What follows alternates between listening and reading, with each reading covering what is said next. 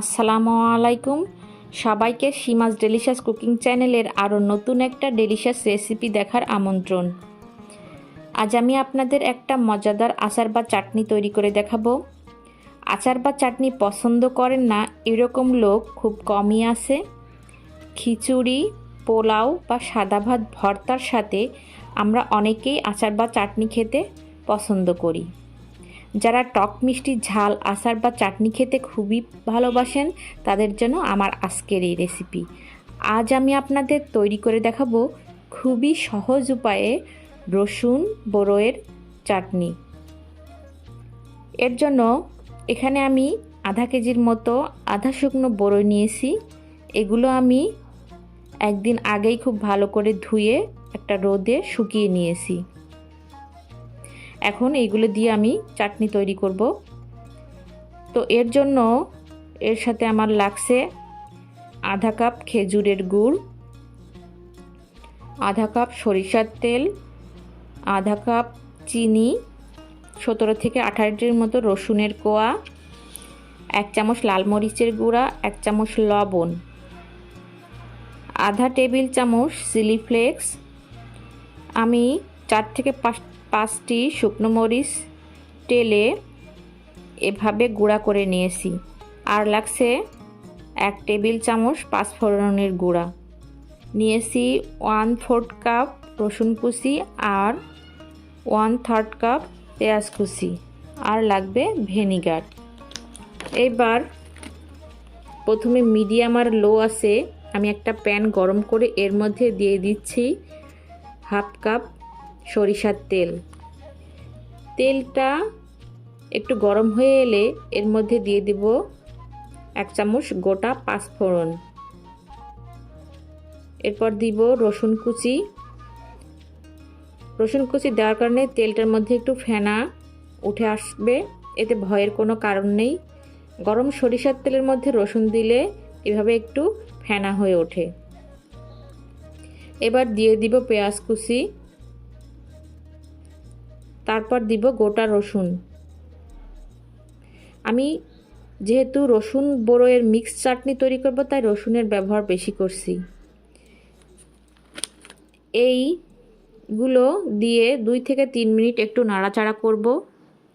2 থেকে 3 মিনিট পর দিয়ে দিব আধা টেবিল চামচ চিলি ফ্লেক্স, 1 চামচ মরিচের গুঁড়া, আর দিব পরিমাণ মতো লবণ। একটু নেড়েচেড়ে মশলাটা তেলের সাথে কষিয়ে নিচ্ছি। পেঁয়াজ রসুনের কালারটা যখন হালকা গোল্ডেন ব্রাউন হয়ে উঠবে তখন এর মধ্যে দিয়ে দিব সেই বরইগুলি। এগুলো দিয়ে অনবরত নাড়তে থাকব। খুব ভালো করে বরইয়ের সাথে মশলাগুলো যাতে লেগে যায় তাই খুব ভালো করে নাড়তে হবে। এই অবস্থায় চুলার জালটা একটু মিডিয়াম আর লোয়ের মাঝামাঝি রাখতে হবে যাতে করে তলায় পুড়ে না যায়। পুড়ে গেলে খেতে ভালো লাগবে না। এবার দিয়ে দিব সেই গুড় আর চিনিটা। এগুলো দিয়ে মিশিয়ে নিব খুব ভালো করে।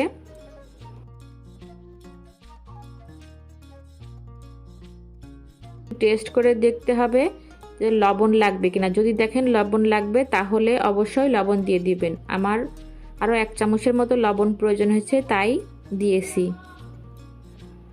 এই অবস্থায় চিনি আর গুড় দেওয়ার কারণে চুলার জালটা লোতে রাখবেন এবং অনবরত নাড়তে থাকবেন।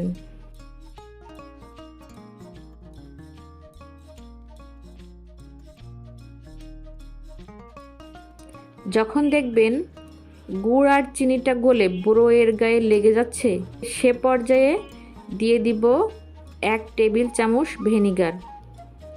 এই ভিনেগারটা দেওয়ার কারণেই আপনি আচারটাকে দীর্ঘদিন সংরক্ষণ করে রাখতে পারবেন। সব কিছু দিয়ে মেশানোর পর দেখবেন গুড় আর চিনিটা গলে যখন একটু আঠালো ভাব হয়ে আসবে তখন বরইগুলোকে একটু ভেঙে ভেঙে দিতে হবে।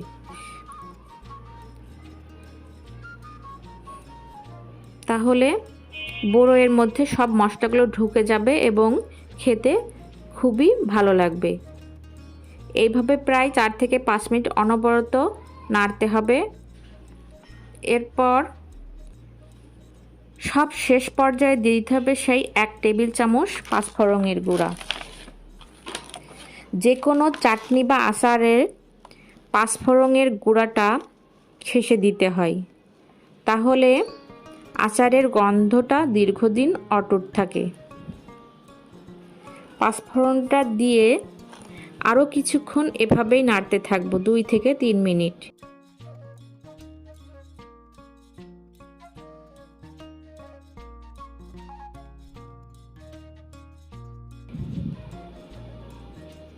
ব্যাস দেখুন রেডি আমার মজাদার রসুন বড়ইয়ের মিক্স চাটনি বা আচার।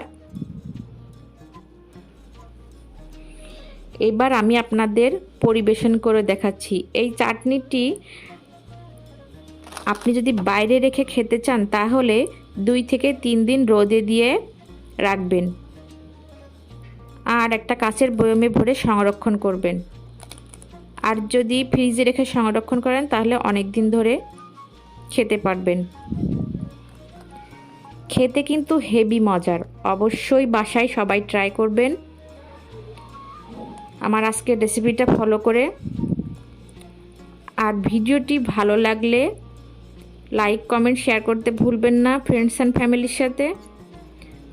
আর চ্যানেলে নতুন দর্শক হয়ে থাকলে অবশ্যই আমার চ্যানেলটা সাবস্ক্রাইব করে আমাকে সাপোর্ট করবেন আর পাশে থাকা বেল আইকনটি প্রেস করে রাখবেন আমার চ্যানেলের এইরকম আরও মজার মজার রেসিপি সম্পর্কে জানতে। তো পরবর্তী ভিডিও দেখার আমন্ত্রণ জানিয়ে আজকের মতো এ পর্যন্তই। সবাই ভালো থাকবেন। আল্লাহ হাফেজ।